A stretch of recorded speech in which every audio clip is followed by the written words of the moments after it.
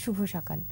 আজ বাংলা 23 মাঘ 1425 শীতকাল, ইংরেজি 5 ফেব্রুয়ারি 2019 মঙ্গলবার। 21 টেলিভিশনের সকালের সরাসরি আয়োজন 21 সকালের পক্ষ থেকে আপনাদের সবাইকে শুভেচ্ছা জানিয়ে শুরু করছি আমি লাবণ্য। প্রিয় দর্শক, রাজধানীর বাংলা একাডেমি প্রাঙ্গণে চলছে 21শে বইমেলা, পাঠক পাঠিকার প্রাণের বইমেলা। আর সে উপলক্ষে আজ আমাদের সাথে স্টুডিওতে অতিথি আড্ডায় উপস্থিত আছেন বর্তমান প্রজন্মের জনপ্রিয় লেখক ও গীতিকার ইশতিয়াক আহমেদ। আজকের আমন্ত্রিত অতিথির সাথে সরাসরি ফোনে কথা বলতে ফোন করুন ৮১৮9925 এবং ৮১৮9926 নাম্বারে। চলুন চলে যাই অতিথি আড্ডায়। শুভ সকাল, কেমন আছেন? আর এখন তো আমাদের ভালো লাগার মাত্রা এমনিতেই বেশি, কারণ মানে বলা যায় যে এককুল মানুষ সারা বছর অপেক্ষা করে যে প্রাণের বইমেলা কখন শুরু হবে এবং প্রাণের বইমেলাতে সেই প্রাণের স্পন্দনে আমরা স্পন্দিত হব। সেই সময়টা এসে গেছে আর অলরেডি আমাদের মধ্যে ফাগুনের হাওয়াও লেগে গেছে বলা যায়। তো সব মিলিয়ে আমরা চমৎকার একটা সময় কাটাচ্ছি। আর আপনার কাজের প্রসঙ্গে বলতে হয় যে বইমেলার সাথে আপনার একটি হৃদ্যতা আছে, কারণ প্রতি বছরই মানে বইমেলায় আমরা আপনার লিখিত বই পাই। এবং যদি ভুল না করি, ল্যান্ডফোন গত বছর যে বইটি আপনার প্রকাশিত হয়েছিল সর্বাধিক বিক্রিত বইগুলোর মধ্যে একটি ছিল। তো সেই এক্সপিরিয়েন্স থেকে এবার যে উপন্যাসটি প্রকাশিত আপনি করেছেন সাদা প্রাইভেট, যদি ভুল না করি, গত 2 তারিখে যেটা বইমেলায় এসছে, তো মানে একটা বিষয় যখন প্রকাশিত হলো গত বছরের ল্যান্ডফোন, সেটা মনে হয় না অনেক রেসপন্সিবিলিটি বেড়ে গেল যখন এটা সর্বাধিক বিক্রিত একটি বই হলো, এবং সেখান থেকে আবার নতুন একটা আরো একটা উপন্যাস লেখা, সেই কনসেপ্টটা নিয়ে একটু জানবো সাদা প্রাইভেটের। আচ্ছা, ধন্যবাদ আপনাকে।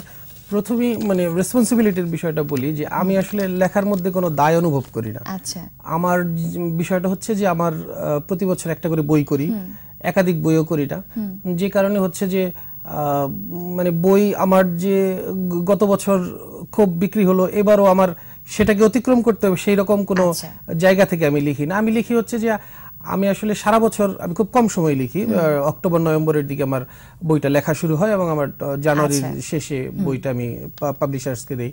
এখন সে জায়গা থেকে আমার যেটা হচ্ছে যে আমি আমার মতো করে যে গল্পটা সারা বছর ভাবি, সেই গল্পটা লিখতে পারলাম কিনা সেটা হচ্ছে আমার মূল বিষয়। মানে সেটা কতটা বিক্রি হবে, কতটা অবশ্যই পাঠকের কাছে পৌঁছানোর একটা বিষয় আছে, কিন্তু বিক্রি আগেরটাকে ছাড়িয়ে যাওয়া এই জায়গাটা আমার মধ্যে থাকে না। মানে এই রেসপন্সিবিলিটি বা এই দায়িত্বটা আমি অনুভব করি না। আমি লেখার জন্য মানে গল্পের জন্য লিখি আর কি। আচ্ছা, তো যেটা বলছিলেন যে অক্টোবর নভেম্বরের দিকে লেখা শুরু করেন, কিন্তু ভাবনাটা তো মনে হয় বইমেলা শেষ হওয়ার পর থেকেই শুরু হয়ে যায়। হ্যাঁ, মানে এটা গল্পটা হচ্ছে কি, গল্পটা আপনার আপনি চাইলে, আমি চাইলে আপনাকে নিয়ে গল্প লিখতে পারি, কিন্তু ঘটনাটা হচ্ছে যে এই গল্পটা আসলে কতটা সার্বজনীন হবে। এখন আমি সেই গল্পের খুঁজে থাকি যে গল্পটা হচ্ছে আরেকজনকে ছুঁয়ে যেতে পারে, আরেকজনকে স্পর্শ করতে পারে। সেই কারণে ধরুন প্রচুর গল্প, প্রচুর জিনিস নিয়ে ভাবতে ভাবতে হয়তো কোথাও একটা জায়গায় আমি স্থির হই। সেটা ফেব্রুয়ারি থেকে হতে পারে, অথবা এই মেলার আগে থেকেও হয়তো হতে পারে যে আমি সামনের বছর এই গল্পটা লিখবো। আচ্ছা, মানে এটার কোনো টাইম লিমিটেশন নাই বা নির্দিষ্ট মানে লেখনী বিষয়টাই তো আসলে মানে ঈশ্বর প্রদত্ত। সেটা হয়তো সেটার কখন মনের মধ্যে খেলা করবে, কখন কি ভাবনা আসবে, কনসেপ্ট আসবে, এটা তো মনে হয় যে ওই একটু আধ্যাত্মিকতার বিষয় আছে। ধরেন এটা সব ক্ষেত্রে না। ধরেন আমি আসলে ব্যক্তিগতভাবে নিজেকে লেখক বলতে পছন্দ করি না, আমি নিজেকে সাহিত্যিক বলতেও পছন্দ করি না। আমি আসলে নিজেকে মানে গল্পকার বলতেই বেশি পছন্দ করি, কারণ আমার বিষয়টা হচ্ছে যে আমি আসলে আমার চারপাশে ঘটে যাওয়া যে গল্প, সেই গল্পগুলি মানুষের কাছে বলতে চাই। এখন সেই গল্প তো আপনাকে ওনাকে ধরে ধরে বলা যাবে না। এখন সেই গল্প বলতে হলে আমাকে কোনো একটা মাধ্যমে যেতে হবে, সেটা ভিজুয়াল হোক বা সেটা প্রিন্টেড হোক। সেই প্রিন্টিং এর জায়গা থেকে আসলে লেখা। পরে হয়তো আমারও যতটুকু জানা আপনার প্রসঙ্গে, যে জীবনের যে সূক্ষ্ম সূক্ষ্ম বিষয়গুলো বা মানে আমাদের যাপিত জীবনের যে ছোট ছোট ঘটনাগুলো, সেগুলোকে আপনি লেখনের মাধ্যমে প্রাণ দেওয়ার চেষ্টা করে থাকেন। এটা আলটিমেটলি সবাই করে, কারণ মানে জীবনের বাইরে তো আসলে আমি ধরেন একটা গল্প লিখলাম যেটা হচ্ছে ধরেন 2টা মাথাওয়ালা গরু, সেটা তো আপনি দেখেন নাই। এখন আপনাকে গল্প লিখতে হলে আপনার জীবনের কাছেই থাকতে হবে। যে গরুটা আমি দেখি, যে গরুটা আপনি দেখেন, সেই গরুর গল্পই আমাকে বলতে হবে। বাহ, চমৎকারভাবে আপনি একটা উদাহরণ দিলেন। এবং শুধুমাত্র এই লেখনীটা না, আপনি অন্য পেশাতেও আছেন, সাংবাদিকতা করেছেন আমি যতদূর জানি। তো একটু জানতে চাই যে সেই প্রফেশন থেকে গত 10 বছর ধরে, আমি যদি ভুল না করি, আপনার লেখালেখির সাথে সখ্যতা। তো লেখালেখির শুরুটা কেমন ছিল? এবং এই 10 বছরে তো বেশ বলা যায় প্রতি বছরই একটি করে বই প্রকাশিত হয়েছে, প্রায় 11টি প্রকাশিত বইয়ের সংখ্যা আপনার। একটু জানতে চাই যে লেখালেখির সাথে সখ্যতাটা কিভাবে গড়ে? লেখালেখির বয়স আমার 10 বছর না, আমার বইয়ের বয়স 10 বছর, আমি বই প্রকাশের বয়স 10 বছর।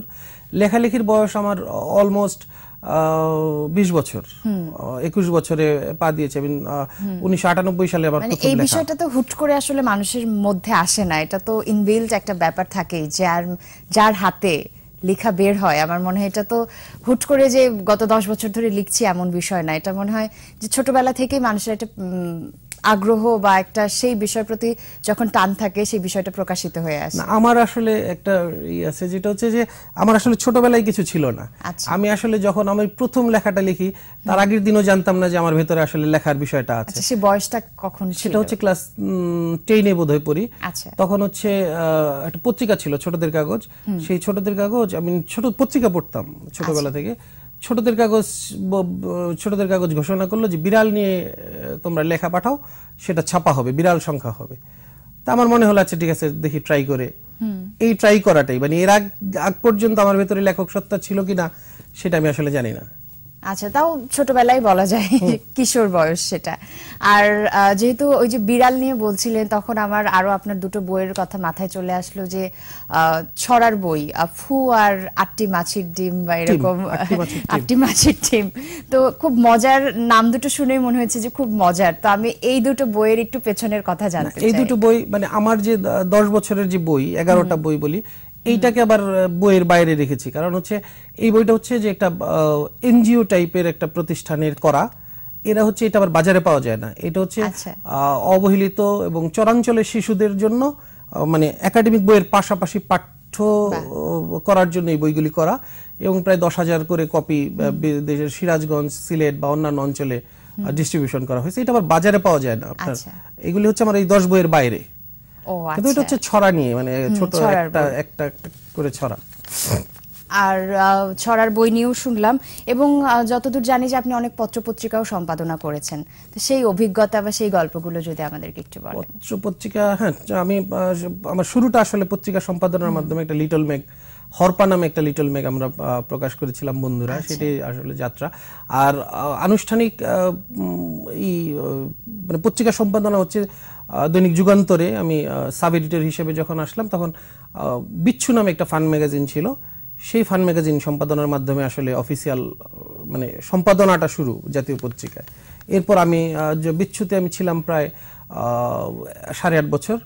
এরপর আমাদের সময় আমি কয়েকটা পাতা সম্পাদনা করি এখন পর্যন্ত। আচ্ছা, ছড়ার কথা শুনলাম, সম্পাদনার কথা শুনলাম, এবং গান নাটকের সাথেও এক প্রকার সখ্যতা আছে। তো সেই গল্পটা এবার একটু জানতে চাই। গান হচ্ছে, আমি গান লেখা শুরু হচ্ছে, আমি প্রথম গান লিখি 2011-তে, 10-এ।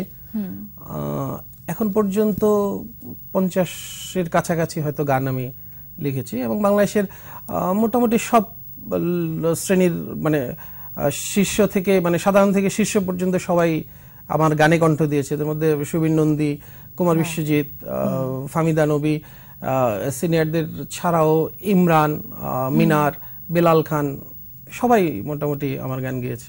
আপনার কাজের নানা প্রসঙ্গ নিয়ে আমরা কথা বলছিলাম, আরো জানবো আপনার কাজ প্রসঙ্গে। একটা বিরতির সময় চলে এসেছি আমরা। প্রিয় দর্শক, নিয়ে নিচ্ছি ছোট্ট একটা বিরতি, খুব তাড়াতাড়ি আবারও ফিরে আসবো, আমাদের সঙ্গেই থাকুন।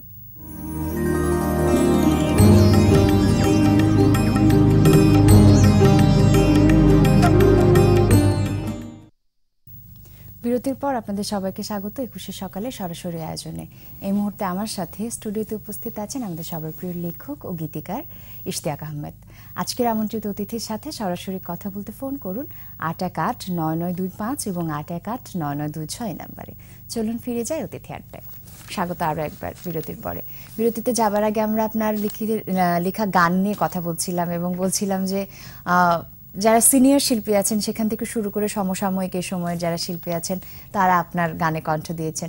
এটা নিঃসন্দেহে একটা অন্য রকমের মনে হয় যে অভিজ্ঞতা, যখন নিজের সৃষ্টি করা একটা বিষয় অন্য কেউ কণ্ঠ দিচ্ছে, এই বিষয়টা উপভোগ করা।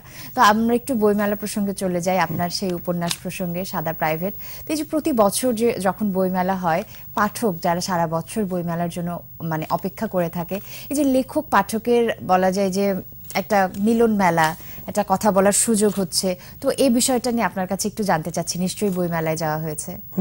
বইমেলায় আমি 2 দিন গিয়েছি এর মধ্যে।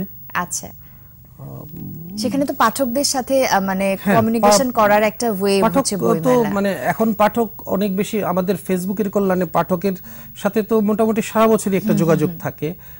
হয়তো আপনার সাথে মানে আপনাকে জেনেই আমি আপনার সাথে ফেসবুকে অ্যাড হই যে আপনার প্রোফাইলটা কি, আপনি কি করেন, সেরকম হয়তো অনেকে জেনে সারা বছরই মানে যোগাযোগের মধ্যে থাকে। আর সেটা হচ্ছে একদম মানে মুখোমুখি দেখা হয় হচ্ছে বইমেলাটাতে। এবং এই পর্যন্ত এই 2 দিনে প্রায় অনেকের সাথেই মানে যাদের দেখা হয় নাই, যারা হচ্ছে বইয়ের জন্য এসেছে, সাদা প্রাইভেট নিয়ে এতদিন অপেক্ষায় ছিল, তাদের অনেকের সাথে আমার দেখা হয়েছে এই 2 দিনে। আচ্ছা, বইমেলা প্রাঙ্গণ এখন কি মানে খুব বেশি মুখর হয়ে উঠেছে, নাকি আরেকটু সময় গেলে আরো বেশি মুখরিত দেখতে পাবো? মাত্র তো 4 দিন 5 দিন শুরু হলো, কিন্তু এবার বইমেলাটা খুব সুন্দর এবং গোছানো, এবং এবারের যে মানে প্ল্যানটা বোধহয় খুব ভালোভাবে করা। বইমেলার ডিজাইনটা খুব সুন্দর, এবার হয়তো আরো বেশি জমজমাট হবে। এবং আমাদের সবচেয়ে বড় কথা হচ্ছে কোনো প্রকার রাজনৈতিক বা অন্যান্য কোনো প্রকার অস্থিরতা নেই। আশা করা যায় যে বইমেলা আর 3-4 দিন পর জমে উঠবে, আরো বেশি জমে উঠবে। আর সাদা প্রাইভেট নিয়ে যদি একটু জানতে চাই, যে একটা বই তো আমরা মানে বই আকারে রেডিমেড পাচ্ছি, কিন্তু সেটার পেছনে অনেক কথা, অনেক গল্প লুকিয়ে থাকে, প্রচ্ছদ থেকে শুরু করে মানে অনেকগুলো বিষয় অ্যাড হয়ে তারপর সেটা বই আকারে পাঠকের হাতে যায়। তো সেই পেছনের কথাগুলো যদি একটু সাদা প্রাইভেট নিয়ে জানি, যে প্রকাশনার আগে একটা বইকে তো অনেকগুলো ধাপ পেরোতে হয়, সেই ধাপগুলো নিয়ে একটু শুনবো। সেটা হচ্ছে প্রথমত লেখা শেষ হওয়ার পর সেটা আমরা প্রকাশনীর কাছে দিয়ে দিই। প্রকাশনী সেটা হচ্ছে ধরেন ওই যে প্রুফ রিডিং, বানান সংশোধন, এই কাজটা করে। আর অন্যদিকে হচ্ছে প্রচ্ছদটা তৈরি হয়ে যায়। আর আমার এই পর্যন্ত সবগুলি বই ধ্রুবয়েশ, বাংলাদেশের অন্যতম খ্যাতিমান প্রচ্ছদ শিল্পী ধ্রুবদাই করেছেন।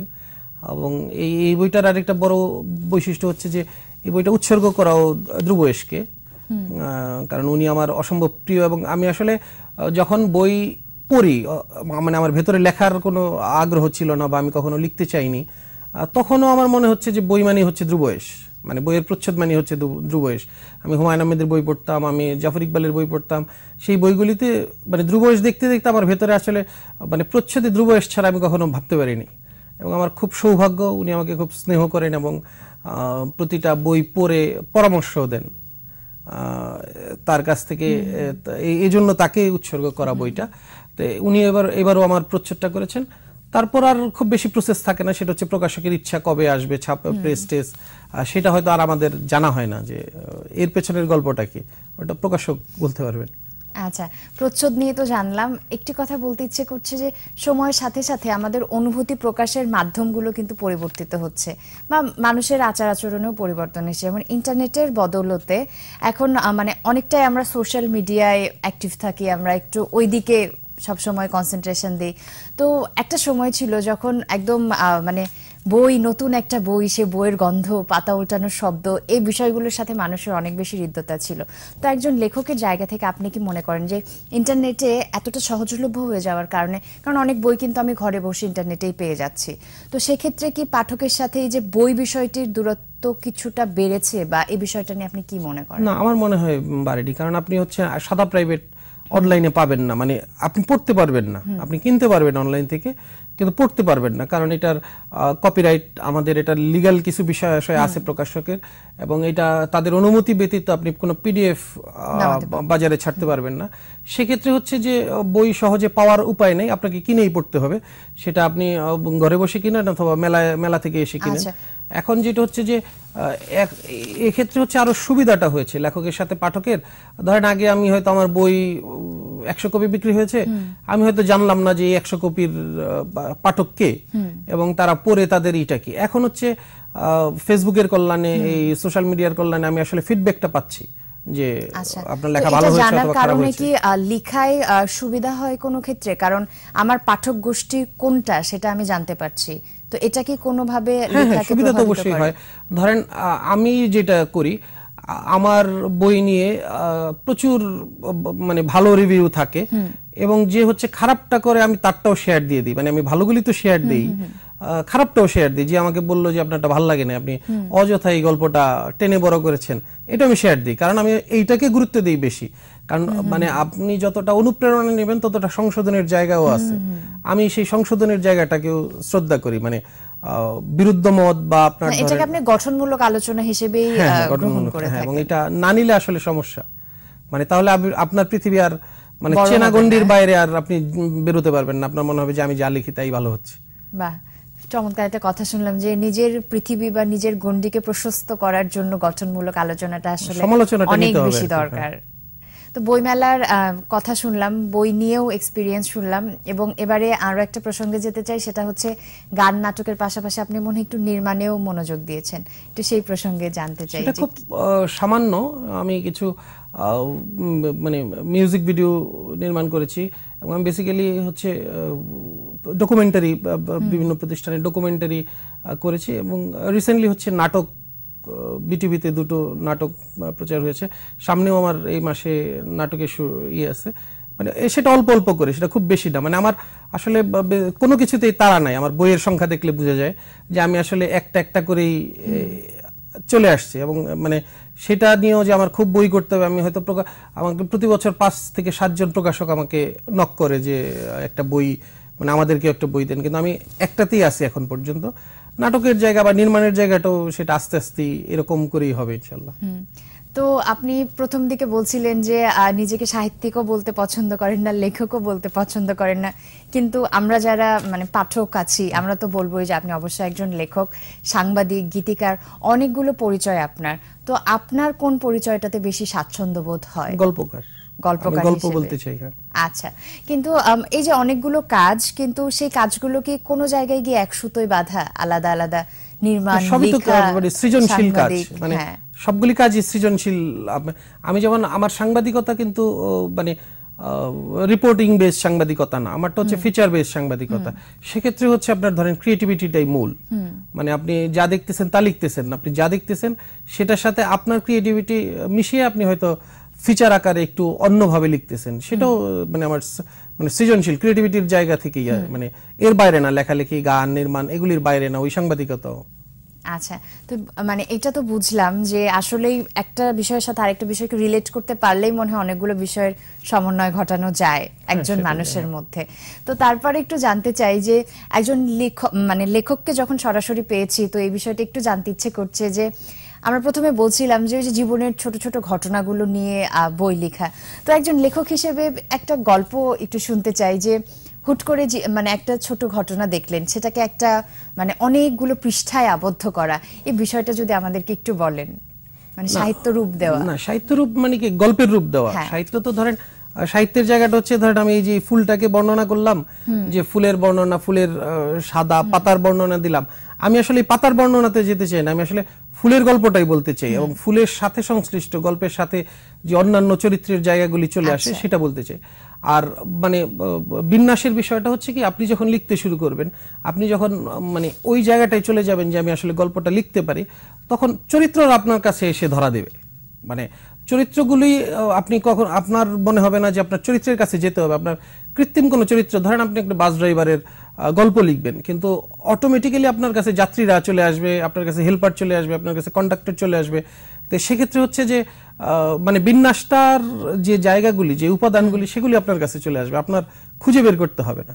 মানে এটা লেখালেখির যাত্রাটা শুরু করলে এমনিতেই চলে আসে, মানে এটা কোনো আলাদা, মানে আমার মনে হয় না কেউ যদি বলে থাকে যে এটা খুব মানে আমি খুব কষ্ট করে খুব ভেবে টেবে করি, সেটা আমার মনে হয় যে খুব ভাবতে হয়।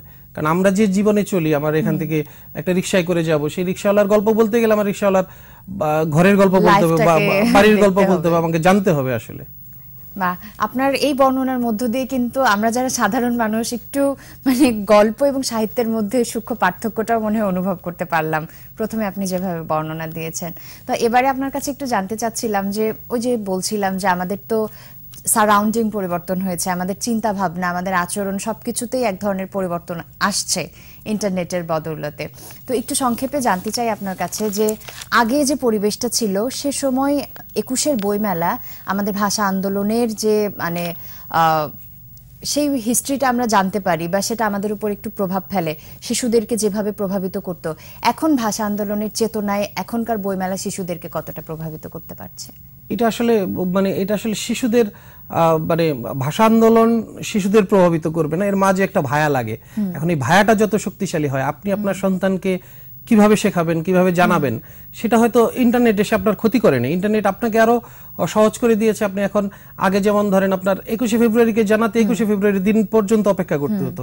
এখন আপনার অসংখ্য ভিডিও আছে যেগুলি দেখিয়ে আপনার সন্তানকে বা আপনার ছোট ভাইকে, আপনার বোনকে বুঝিয়ে দিতে পারেন যে এইটা হচ্ছে আমাদের ভাষা আন্দোলনের গান, এইটা হচ্ছে আমাদের ইতিহাস, এইটা হচ্ছে আমাদের ঐতিহ্যের জায়গাটা, এটা হচ্ছে প্রেক্ষাপটটা। তো এখন আমার কাছে মনে হচ্ছে যে এই জায়গাগুলি আরো মানে শক্ত হয়েছে, মানে ইসের জায়গা থেকে। এখন আপনি কতটা শেখাবেন এবং আপনার মানে শিশুরা কতটা নেবে সেটার উপর। আপনাকে অনেক ধন্যবাদ। আজকে আপনার কাছ থেকে অনেকগুলো বিষয় নিয়ে আমরা জানলাম এবং খুব ভালো লাগলো, এবং সাদা প্রাইভেটের জন্য আরো শুভকামনা যে এটা যেন পাঠকদের কাছে আরো অনেক বেশি গ্রহণযোগ্যতা পায়। তো আজকের মতো বিদায় নিয়ে নিতে হচ্ছে, খুব ভালো থাকবেন। প্রিয় দর্শক, ২১শে সকালের আজকের আয়োজন এখানেই শেষ করছি। আমি লাবণ্য বিদায় নিয়ে নিচ্ছি। দেখা হবে আগামীকাল অন্য এক প্রিয় মুখকে সাথে নিয়ে। সে পর্যন্ত সবাই ভালো থাকুন, সুস্থ থাকুন। শুভ সকাল।